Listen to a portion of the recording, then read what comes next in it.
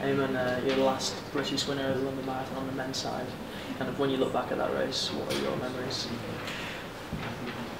Probably a little bit of trepidation when I went into it. I mean, I was still the British record holder for 10,000 metres, so I kind of had a lot of confidence that I could run the distance and run pretty fast.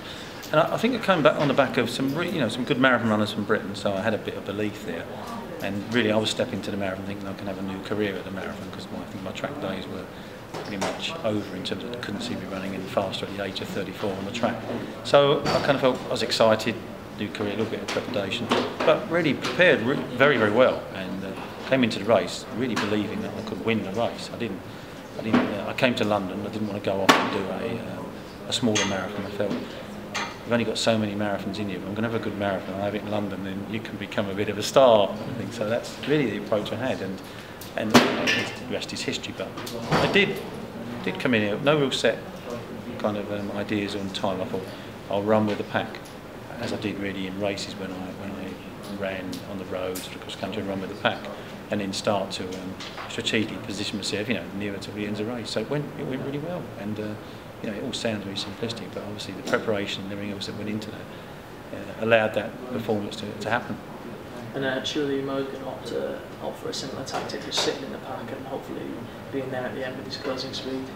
Yeah, I'd like to see, when I watch a race Sunday, I'd like to see him at the back of the lead pack.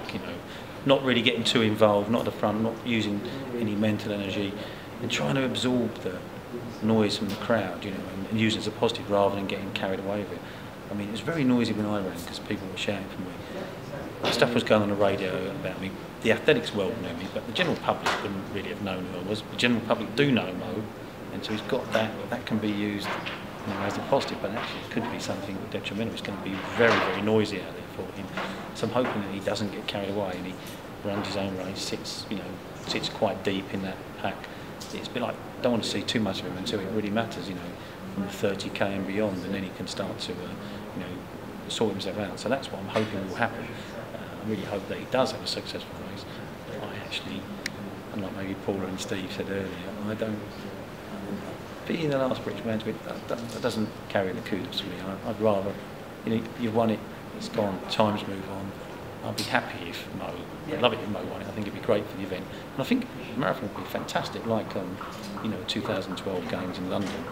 The British gold medals in the stadium, for example, were absolutely fantastic. And I think if we get a great performance here on Sunday, it is conceivable that Mo could break the British record, but not win or not even get on the roster. I mean, that could definitely be the case as well. But I think it'd be good to get something out from a British record or a podium or a win. It'd be great for British athletics.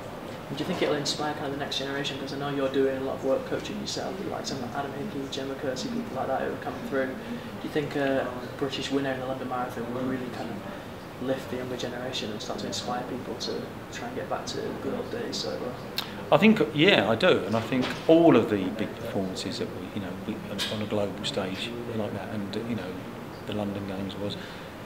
I'd like to think even the Commonwealth Games in Glasgow will, to a certain extent. So yeah, I think we need more of it coming through the television sets really, and I think that's missing as well. There's almost like there's not enough. Going back, there's a lot more on television in the 80s. Big stars, Ovett and Coe and Graham, and I think that really helps. Put the right image across. To a certain extent, we need the big stars to make athletics, hold its own against all the other sports. So I think it's really important, and I think a Brit winning equally has a real kind of has a springboard effect. So I'd like to see more Brits doing well in global events. I know it's easy said and hard to do, but so Mo, I think here he carries a lot actually. He carries all his own pressures and weight, but I think he carries a lot of almost pressure to British athletics on him as well. So that's quite a kind of tall